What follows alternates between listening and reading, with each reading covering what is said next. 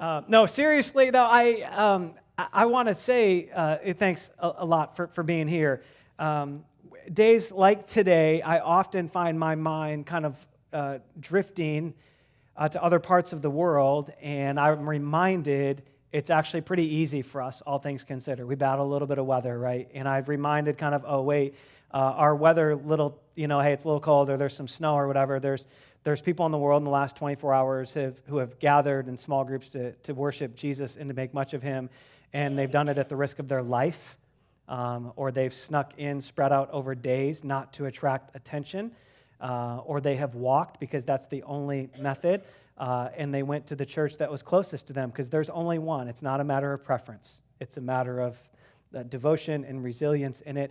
And so I find days like today, I think, yeah, it's a little harder, and we're getting here and whatever else. And then I kind of have this reality check of, yeah, you know what? It's still pretty easy, all things considered. And so maybe even you today would just even find Jesus drawing your heart to pray for people around the world who don't have this easy. We do have it easy in the grand scheme. Yes? Can we all just agree on that?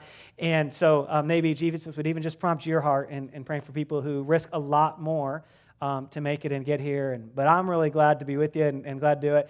And just to be clear, I'm glad we're doing it in Michigan, okay? Like, I know a lot of Arizona things and everything else, but yeah, glad we're doing it in Michigan. And I don't know, like, you probably know this, right? Because now it's, you're well into Sunday here, but it is it's 27th, yes? 27th? Okay, so did you know it's the 20th? Like, January is almost over. I don't know if you know this, but within a handful of days, it'll be February 1st, and by February 1st, 80% of all New Year's resolutions will be broken. So if you're still hanging on for dear life, if you only can hang on like 4 or 5 more days, you will then be a trendsetter and an odds beater, right? Okay? You just make it there. In fact, maybe just some therapy for us this morning. How many of you have already broken a New Year's resolution? How many of you have and you're too embarrassed to admit it?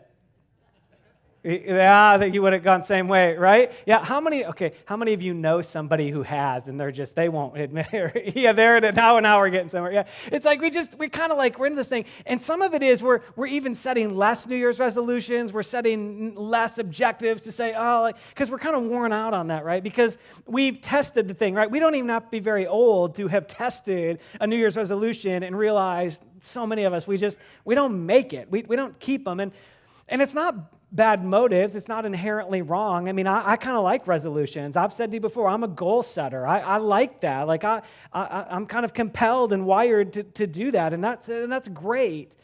But we've tested this resolution thing, and we found it wanting. We've tried it, and we've come up a little empty. And part of the challenge is that while the motive in and of itself isn't bad, part of the challenge with resolutions is a lot of times we're setting a resolution, and it's around this idea of, I'm going to make a new habit, or I'm going to start a new thing, or I'm going to form something new, right? Or I'm going to launch this new part of me or something. And almost accidentally, what we find ourselves doing is we find ourselves trying to change something externally in hopes of that external change dramatically altering our life. And again, that's not all bad. Sometimes sometimes that is the way it works, but so often we find ourselves at the beginning of a new year trying those things, and I'm going to do a new habit, or I'm going to quit this, or I'm going to start this, or I'm going to try this, and we kind of give up part way through it, and some of the reason we give up isn't because it's too hard, and it isn't because it's too big, it's because it's not really satisfying. We're not actually getting like this new you, this new me that we actually hope to be getting when we set the resolution in place. And that's why at the beginning of this year, beginning of 2019, we've just been taking some weeks and saying, hey, look, at the end of the day, there is this very good God-given desire in each of us to keep being transformed. That's a God-given desire. In fact, God in his story actually describes us as people who are changed or transformed from this phrase called glory to glory. So the more we keep seeing Jesus, the more he keeps transforming us. The more we keep seeing him, the more we keep being captivated by his love and his passion and his potential to do good things in us. So it's a really good desire. But part of what we've been wrestling with is, how does Jesus do that? Like, if that's Jesus' desire and it's a Jesus-given desire, how does Jesus actually form new you? new me? Like, how does Jesus actually bring that to being? And so we've been looking at this little pattern or this flywheel or this movement of how Jesus creates this ongoing momentum of change, of newness in us. And it starts with this reality of surrendering, where we say to Jesus, look, I surrender my life to you, and I'm going to keep on surrendering to my life. I'm going to keep living in a way that says, I trust both your desire and your ability to lead my life in a very loving way. I trust both your desire and your ability to lead my life in a very loving way. And this is this move, right, where we begin relationship with Jesus. It's where we actually receive forgiveness, and it's where we first encounter grace and begin to experience grace. But it's also how we keep living. Surrender isn't a one-time moment because Jesus is inviting us to relationship into life with him, and so we live continually surrendering to him. And then we find ourselves with these relationships changing, and connecting begins to be different, and relationships matter, and how we're connected to other humans on the earth matter. Jesus created us out of the overflow of his love and created us for a few primary purposes. One is to enjoy his presence. One is to enjoy partnering with him. But the third is to enjoy the people he created us to share the world with. And so connecting deeply matters. It's hardwired into us to matter. And yet we said, boy, we got to get some healthy perspectives on that. We got to just get into some balance here and understand what it really means, and how many people can we really be deeply connected with, and how do we live out some healthy practices there so that we're in relationships that are shaped by love for one another and each other growing, each other being shaped. And then Jesus shares with us his desire to just lead us in a very healing way. Life's hard. Life has bumps and bruises. Life has disappointments. Life has the winter of 2019, right? I mean, things that scar us, right? And we're kind of like, hey, how is Jesus healing us from broken relationships? How is Jesus healing us from disappointments and unmet expectations? And Jesus says, look, I know, and I want to be with you in that. I want to sit with you in your pain. I want to give you the strength to go back and address your pain at the same time that I give you hope for a future and to go forward. And even that's part of where we find ourselves surrendering to Jesus, as he leads us forward, the strength to go back and identify pain and the hope to go forward with him in a future. And we've kind of been learning this and digesting this from this little account of Jesus talking to some people around him, and he's giving them a little bit of an analogy. And we're going to go back there today, John chapter 10 in the New Testament of the Bible. If you grabbed a blue worship center Bible when you came in, we're going to be on page 732. And what you're going to find when you get there is Jesus talking to some religious leaders, some people who are really bent on making people clean but not making people new. And so Jesus is trying to talk about, hey, here's how I want to actually make you new, though. And here's how I want to keep renewing your life and keep transforming your life. He's talking to some people around him, too, who would have been followers of his. There's some people who are kind of with him exploring. There's definitely some people around who aren't even necessarily religious leaders, but they're still opposed to Jesus. Okay, so there's a mixed crowd here listening in. Jesus has just healed somebody. He's just helped a blind person see. He's just stood in the gap for a woman that was getting ready to be stoned because she was caught in sin. And Jesus stepped in and gave this remarkable expression of grace, which always includes hope for a future again. And so Jesus is doing these things that are attracting attention. And then he gives us this analogy in John chapter 10. And we're going to start reading in verse 1. He's going to talk about being a shepherd and us as his sheep. He's the leader and we're the followers. And he's going to talk about this thief who's the enemy, and that's his arch enemy, Satan, and ours as well. And so John chapter 10, here's what we find. Starting in verse 1, we're going to read a little bit longer section of this today. It says this, very truly I tell you, Pharisees, there's those religious leaders who are really bent on clean, not newness. Anyone who does not enter the sheep pen but by the gate, but climbs in by some other way is a thief. There's that thief right off the bat, and a robber. The one who enters the gate is the shepherd of the sheep. The gatekeeper opens the gate for him, and the sheep listen to his voice. It's very relational communication. He calls his own sheep, all of them, by name and leads them, plural, all of them out. When he has brought out all of his own, there's that connecting thing, leading us somewhere together, and his sheep follow him because they know his voice. He calls them out by name and they follow him. Verse 5, but they will never follow a stranger. In fact, they will run away from him because they do not recognize a stranger's voice. And Jesus used this figure of speech. But check this out. The religious people who were bent on clean, who were bent on religious resolutions only, they didn't understand it. So verse 7, Jesus goes back to it again. Super patient, super determined. He goes back to it again. It says, therefore, Jesus said again, very truly I tell you, I'm the gate. I'm not just the shepherd, I'm the gate. I'm the way into the sheep. All who have come before me, they're just thieves and robbers, but the sheep have not listened to them. I'm the gate. Whoever enters through me will be saved, will be made one with me, and have this new life with me. They will come in and go out, and they're going to find good pasture.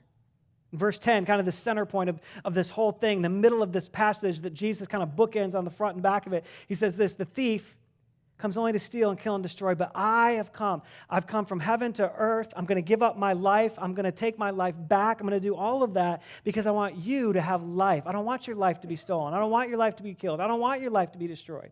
I don't want you to be duped by all the craftiness of this very real enemy and thief. I want your heart to be so full of life that you can't help but let it out. You have no way to bottle it up. It has to move. So I want you to have that kind of life. And then verse 11, he says, I am the good shepherd. Will you just say that word with me? I am the what? Good shepherd. He's the good shepherd. He's not the bad shepherd. He's not the mean shepherd. He's not the quitting shepherd. He's not the tired shepherd. He's the good shepherd and leader of our lives. The good shepherd lays down his life for his sheep. The hired hand is not the shepherd and does not own the sheep. So when he sees the wolf coming, he just abandons the sheep and runs away. Then the wolf attacks the flock and scatters it. The man runs away because he's a hired hand and cares nothing for the sheep. Listen, there is a thief that cares nothing for your life. There is a sheep offering you the whole world and has no ability to hand it to you and has no interest in your life. Never been for you. Listen, what the world has for you has never actually been for you. It's always been against you. There is a thief, and when trouble comes, the thief runs. Jesus is saying, look, I'm not that. I'm going to hang in. I'm going to hang in. Verse 14, here it is. I'm the good shepherd. I know my sheep, and my sheep know me, just as the Father knows me, and I know the Father. And I lay down my life. I love you so much, I'll lay down my life for you. And then verse 16, Jesus begins to just barely shift the focus to try and help the sheep see beyond just themselves. He's going to just barely start to turn this focus, and it's going to actually start to pave the way for the rest of what John writes about in the rest of his letter. Verse 16 says this, I have other sheep. I have other sheep. I have other sheep, and they are not of this pen. I have to, I'm compelled to go get them too. I have other sheep, and I'm compelled to go get them. I must bring them too. They too, they're going to listen. I'm going to call them by name, and they're going to listen to my voice. And there's going to be one flock. There's going to be one group of followers of mine, and I'm going to be the one shepherd. The reason my Father loves me is because that I'll lay down my life for all these sheep, only to take it up again. No one takes it from me, but I lay it down on my own accord. I have the authority to lay it down, the authority to take it up. This is the command I received from the Father. It's Jesus saying, hey, look, a little bit later you're going to debate about whether the Romans or the Jews killed me, and whether was it the oppressive army or was it the religious people. I just want you to know you can debate it all day long. I willingly laid it down. I willingly gave it up out of love. I wasn't coerced. I wasn't cornered. I wasn't beaten. I willingly gave my life up so that I could willingly pick it back up. I love you that much. I'm so much for this. I'm so much a good shepherd that nobody's going to make me do anything for you. I want to do everything for you. Jesus is painting this picture, right? And you can just bet these guys are coming back to this later. Verse 19, the Jews who heard this were again divided. Many of them said, he's lost his mind. This guy's demon-possessed. He's raving mad. Why listen to him? But others said, these are not the sayings of a man possessed by a demon. Can a demon open the eyes of the blind? What they're really saying is, look, we're watching him do good for people. We're not watching him kind of emptily display some power to show off. We're watching him do good for people. We're not even watching him just prove himself and his power. What we're watching him prove is his love for people through the display of his power.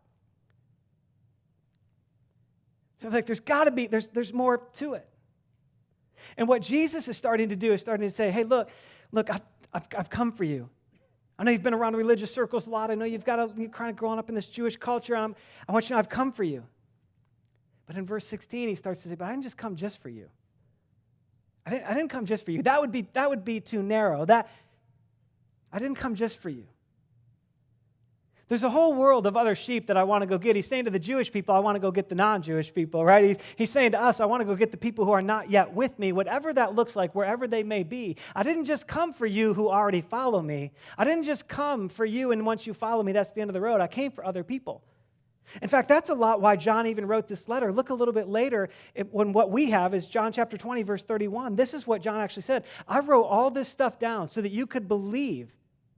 He's saying, I wrote all of this down so that people could actually put their faith in Jesus. I wrote all of this down so I could give you an evangelistic, reach people letter. I want you to believe that Jesus is the Messiah and the Son of God, and that by believing, you may have, there's that word again, you might have life. You might have this depth of internal satisfaction, purpose, dream, healing, comfort, relationship in His name and in His character and based on His reputation. Do you hear John 10 in there again? I wrote this so that you might believe and so that you could have life and have it to the full, so that you could actually put your faith in Jesus, so that you could do more than believe with your head, but you could believe with your life and have life in Him.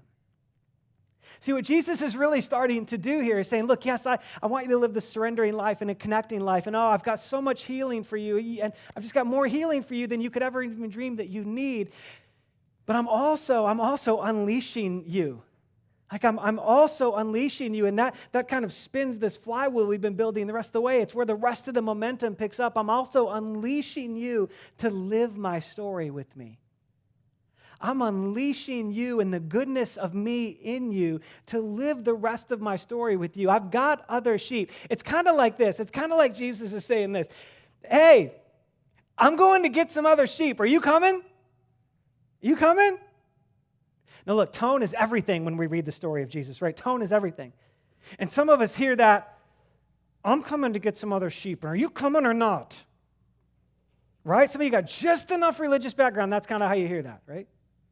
But you got to hear Jesus with smile and hope and anticipation and dream and love and passion for people and somehow a ridiculously generous grace that includes us in that. Hey, come on, I'm going to get the other sheep. Come on, you going? You going? Hey, if you're not, okay, but I just want you to know, like you might be the 99 and it might feel like I left you to go get the one on occasion. So while you're over here and you're disgruntled because I'm not coming through and I'm not doing your thing and you don't feel quite fulfilled with me and everything else, I just want you to know that I get it, and it's because now we're moving. Now I'm inviting you to go with me to reach other people. I'm unleashing you to live my story with me. You can stay back here and you can just surrender and just connect and just heal, but somewhere that's not the full life with Jesus. There's other sheep who aren't in this yet, and I'm going to get them. Come on, let's go. Come on, let's go. Oh, I know. I know you're broken. That's why we're healing. I'm not waiting for you to get healed. I'm healing you while we're going. Oh, I know. I know you're not perfect. I know you don't have it all figured out. Just look back at my disciples. Do you know how many times they tripped over themselves and made fools of themselves? And man, I entrusted them to reach the whole world. You'd be all right. Right? I mean, really, that's what's happening. He said, come on, let's go. Come on, I'm going. Right? I'm inviting you into this thing, and there's so much hope and anticipation and desire in it. Just saying, look, don't sit around trying to get caught in this thing of trying to prove yourself to the world. When you've given me your life and you're allowing me to shape your relationships and bring healing to your life, the natural result is you're not going to be able to contain it. We're going to get the other sheep. Let's go. Let's go. I'm going. You going with me? Come on, let's go. And Jesus is living this thing out. In fact, there's a guy named Paul who wrote a bunch of the New Testament. He was this really significant follower of Jesus in the first century after he had been a persecutor and killer of people who followed Jesus. He has this radical moment with Jesus where he sees Jesus for who he is and surrenders his life to him. And then Paul lives surrendering, right? In all sorts of conditions and trials and everything else. And in a letter to the Ephesians, Paul, he writes this phrase. When he's talking about grace and being made new in Jesus, he says this, "For we're God's handiwork, and we're created in Christ Jesus." Like, think back to that creation story, right? Out of the overflow of his love, to enjoy his presence, to enjoy partnership with him. You're created in Christ Jesus to do good works, which God prepared in advance for us to do. So here's how it worked. Here's how it worked, right? God creates us to enjoy the world with him, and before sin, he creates us to steward the world with him. right? He's going to let Adam name the animals and everything else, and he doesn't even bemoan Adam's crazy names, right? He's like, no, that's great. We're designed to kind of steward this with him, but then sin enters, and God says, okay, I'm going to spend the rest of time as you know it doing everything I can to make it hard for people to miss me. And I want to invite you into that now. Now, this is how we're going to partner in this thing. And so I've created some really good things for you to do, and then I made you to do them. I created really good things for you to do, and then I made you to do them, which means this, that when you were created, God already knew why he created you, which means this, that there's not a single person in the room that God created and then thought, oh, now what? That didn't come out right. Not a single one of us. Listen, not a single one of us. But come on, we live like that sometimes. We live like that sometimes. God missed it when he made me, right? I mean, God broke the mold because it was so bad, right? I don't know what I'm going to do, right? Or we hear it the other way. There's these good works, and oh my goodness, I have got to get those good works, right? Because if I don't get to go to heaven, right? Like I have to balance out the good and the bad, and I got to make sure, and I'm not really sure who determines how many good count and how many bad. Like I'm not really sure who has the scale, but I'm just going to do my best to do much good, which Jesus is doing a completely different thing. He's like, hey, I'm going to get the other sheep. You coming? In fact, while we're on this trip, I'm going to show you good things that I made in advance, and then I made you to do them. I made you perfectly for that thing. You might not live it perfectly, but I made you perfectly for it. Let's go live that thing together. Say, yeah, but how do we do that? Well, here's one of the most simple things ever. We just look for opportunities around us. We just look and say, hey, look, Jesus always leads with this thing called love. And we just look around us and say, look, who in my world, what people group, what group around me, what person around me, what family around me, what demographic around me, what age around me, just has a pocket where I could express love to them. And I'm just going to do that. I'm going to look for the good around me. I'm going to do that. And oftentimes, it's much easier than we think. We just kind of get started. In fact, I want you to just take a couple minutes and listen to a story of somebody who did just that. Saw some opportunity around them and said, okay, what do I do with that? Just for a couple minutes, just watch this story from a gal named Kelly. Check this out. So I work at Kelloggsville High School, and I've taught here for over 25 years. I student taught here. I teach Spanish 1. Last spring, Pastor John was doing a series on work. I remember it was right before prom. The sermon that week was about your calling. Questions like, what does the world need? What are my deepest desires? The fact that your calling is where your deep gladness and the world's deep hunger meet. And I just wrestled with those questions. And, with prom being right around the corner, I thought that what if the cost of a dress didn't get in the way of someone having a really special night at a dance? All right, so the boutique is a place where girls can come in and pick out dresses for both at homecoming time and then at prom time. Again, no cost for them at all. There's an array of dresses, and they just can come in. We set it up this year about 2 weeks before homecoming, and there was a place that they could try the dresses on, see what they thought. They had their friends come in, see what they thought, and they could just take them with them, and off they went, and no cost to them, and I had lots of donations. The first year, I started just asking my friends that I knew that had daughters that were done with their dresses and just hanging in closets, and a lot of my friends asked their friends, and then those friends, and people got excited about it and wanted to, well, some of them just wanted to get them out of their closets. And we're just excited about giving them to kids that they thought might really want to use them. And then, so it started with just the Kelloggsville staff and then in other buildings. This year, I put it on the Journey Women's page. And then I went to Riley and said, I kind of thought maybe if I could get the teens and in student ministries involved, if they had any dresses that they were done with, that maybe they would want to donate those as well.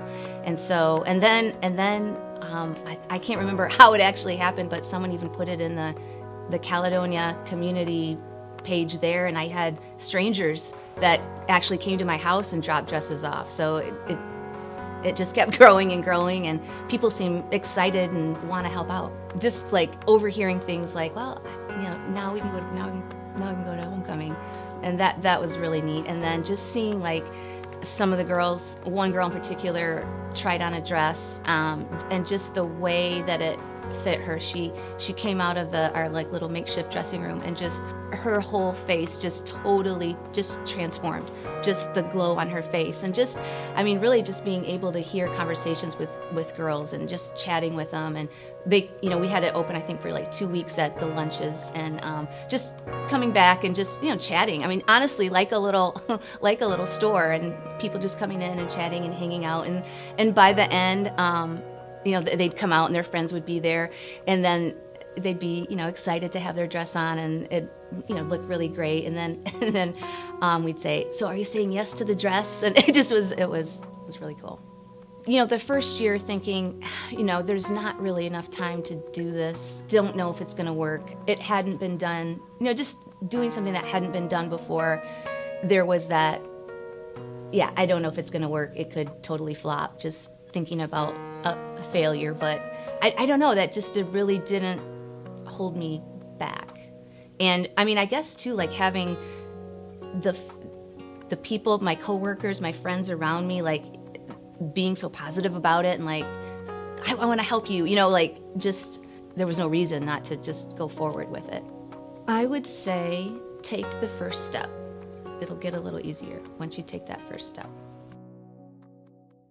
You or somebody or somebody's around you, you have a more than enough that could probably be somebody else's just enough. Okay? I mean, that's what you're hearing.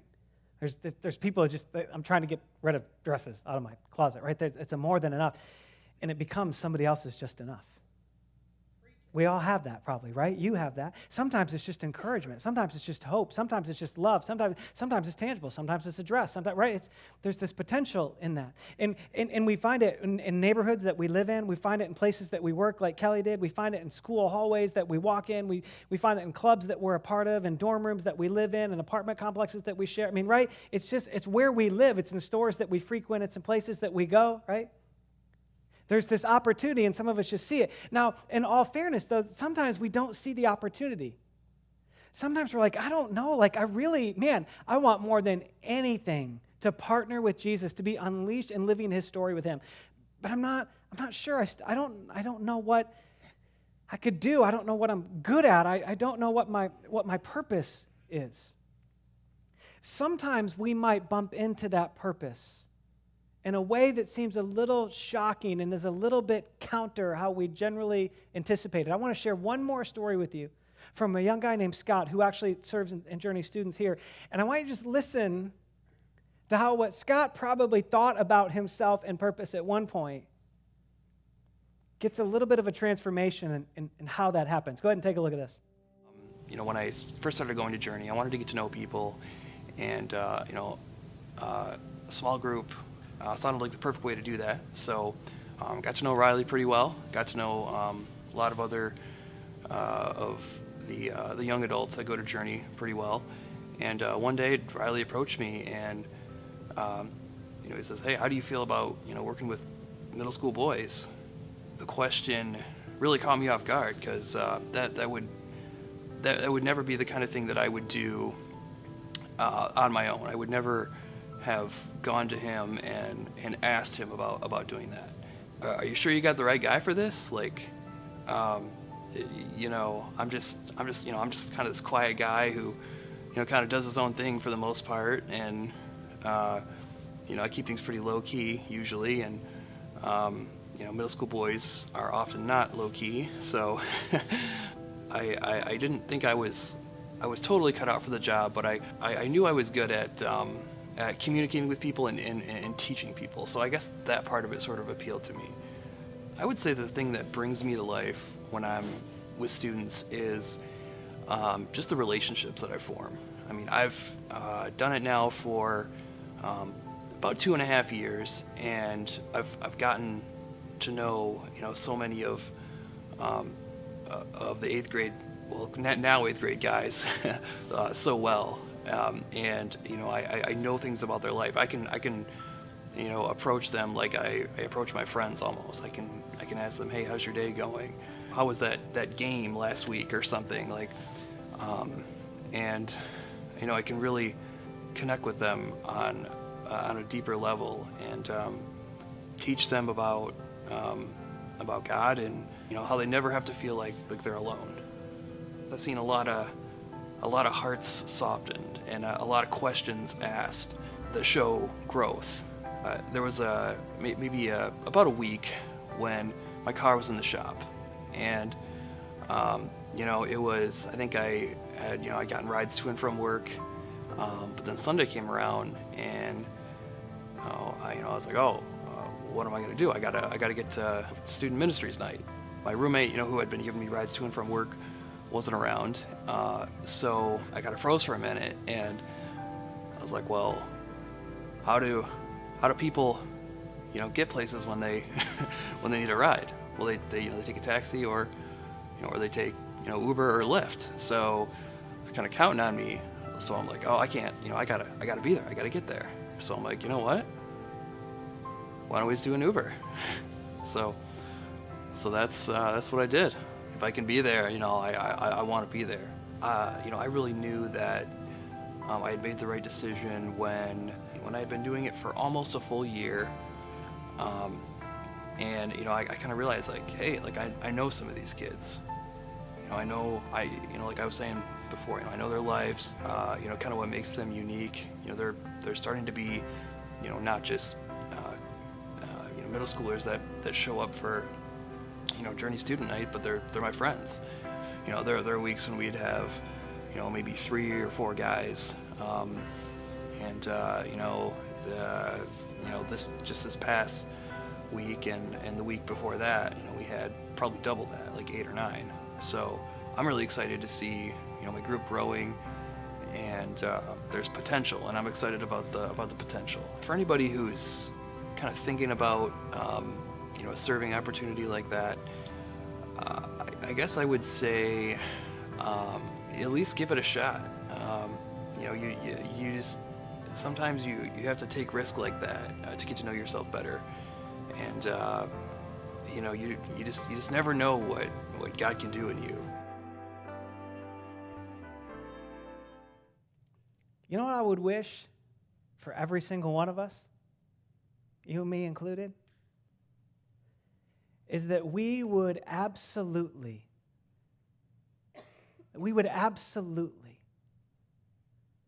find ourselves serving in something that is so life-giving, so satisfying, so meaningful to us, that we would absolutely take an Uber to get there if that's what it took. That we would absolutely say, I am not missing that. I love that. I love the value I get to add. I love the people that I'm doing it with and the people that I'm doing it for. I can't imagine not going. So the most normal thing I would do is figure out a way. And not because I have to, and not because I'm going to let a bunch of people down, and not because I'm going to fail people, but because I love it and I love them. I mean, how great would it be if our hearts were so captured by living something out that we were willing to take Ubers to get there when we had to? I mean, just imagine. Don't even think about what it would be yet. Just imagine with me for a minute. Just picture it. Just imagine a heart so captured with love for a people and an opportunity that you'd take an Uber to get there. Imagine what that heart must feel like. Imagine what that passion must feel like. Can I tell you how you find that thing or those things? Let me tell you how you don't. Here's how you don't.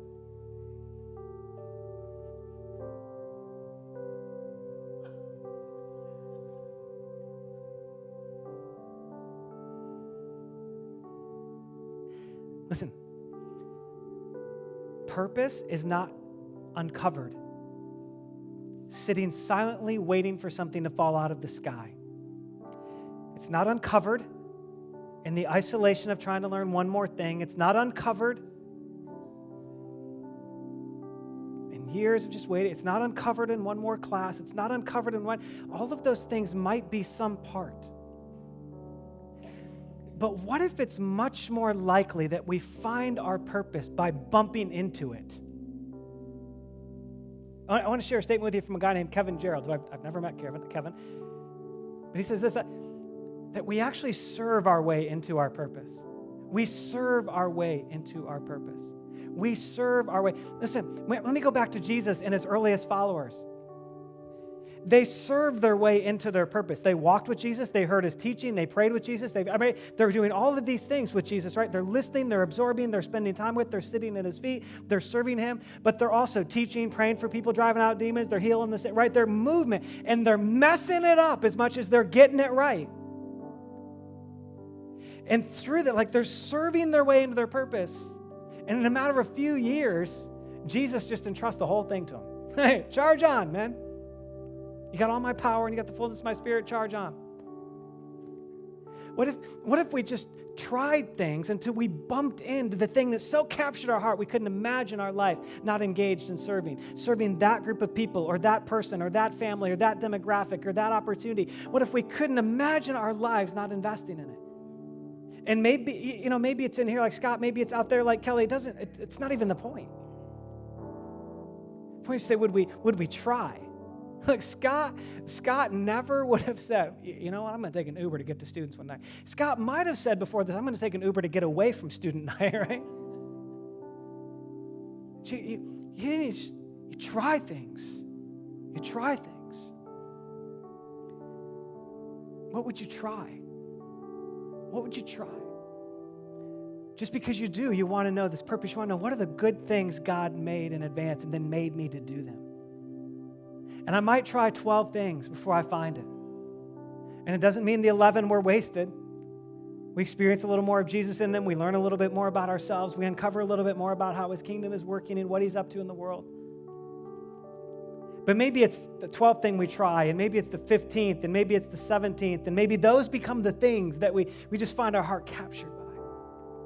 But would you try? Would we hear Jesus saying, hey, come on, I'm going to get those other sheep. You coming? Come on.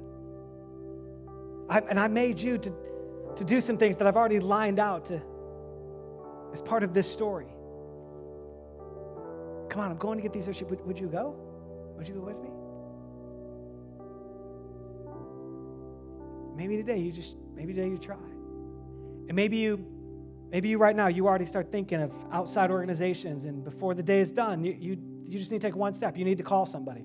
You need to leave a message on somebody's machine they're going to get in the morning. So I want to just try serving here. Maybe before you leave today, you need to go to the Discover Journey Hub and say, I don't have any idea what it is I'm made to do, but can I just start serving somewhere around here, and I'll bump into it, right? And if you're signing up, you're not signing up for like some 50-year life commitment. Okay, we only ask for 40 years on the front side. Okay, so no, I mean, we just don't care, right? We just try things. Give ourselves some permission to try things, not be perfect at things. Would you make a move in that today? Because listen, somewhere along the way, you're going to bump into something that your plenty could be somebody else's just enough. I want to give you some questions to help fuel this thinking for us a little bit. We've landed with questions every week of this series, and there's 5 of them that I want to share with you today. There's the first one, right? Where can I start serving to create opportunities to bump into my purpose? Where can I just challenge you to move today. Today, make a move. Today. Call somebody. Stop at the hub. Make a move. Talk to your spouse. Something. Make the smallest of moves. You heard it in both Kelly and Scott. The smallest of moves starts it. Don't go home and think, this week I'm going to solve the clean water drinking problem for the whole world this week. Just one step. Just one step. I want you to go all the way to the bottom. All the way to the bottom. And who am I noticing and celebrating? Gifts, abilities, and purpose. Hey, sometimes some of us need to be inviting some people to take some risk with us. Some of us need to be inviting some people to say, hey, have you ever thought about serving here? Have you ever thought about trying that? I'm not asking you to sign your life away. I'm just asking if you'd try it. That was kind of Pastor Riley's conversation with Scott, right? Maybe it's just an ask. Some of you sit down the row from somebody every single week, and part of your question is, why don't they serve? They'd be good. Just ask them. Ask them. I mean, it's, right? Some of us, we're on question 5. We need to just ask somebody because we see potential there. See, Jesus is saying, look, I came so you could have life and have it to the fullest. I want more life for more people. I'm going to get those sheep. Are you coming with me? I'm going to get those sheep. Are you coming with me? And we do it by surrendering and connecting and healing and unleashing and his constant work in us in all of those. I want to also give you just a tool, a resource. We don't want this to be, this isn't, we try and talk about this a lot. This isn't something we're just kind of doing for a month and walking away from it.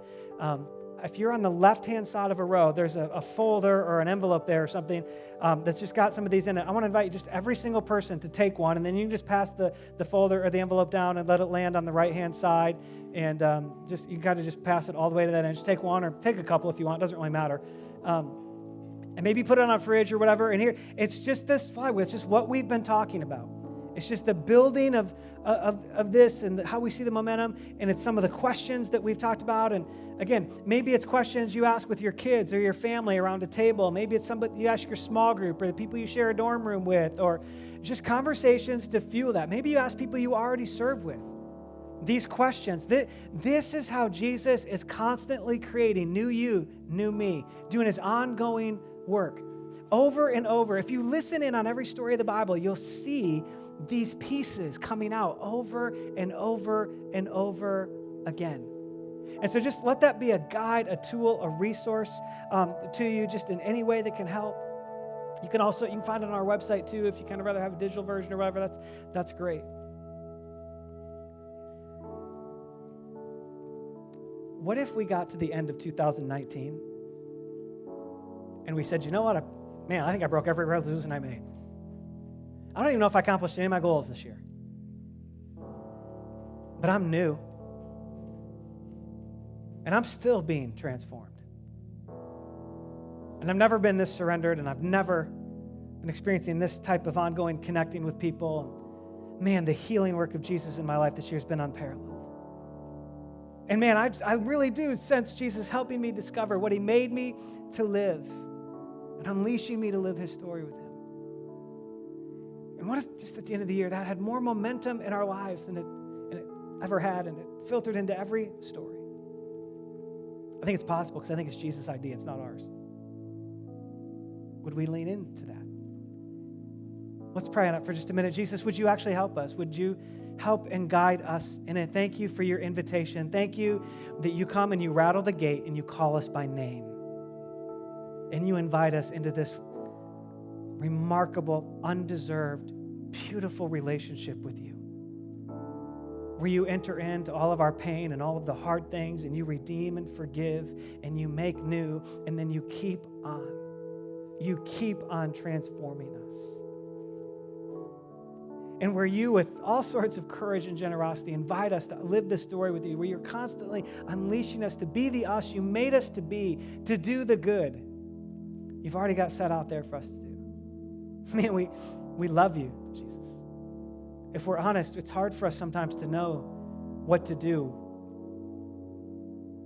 with the level and the fullness of your love and generosity towards us.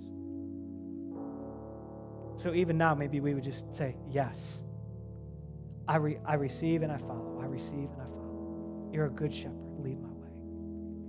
And would you do it for us collectively as one growing expression of your community on the earth? Would you do it for us? Express your kingdom and your love through us, we pray. And Jesus, we pray these things, resting in your name and your character and the trueness of your reputation. Amen. Amen. Amen, everybody.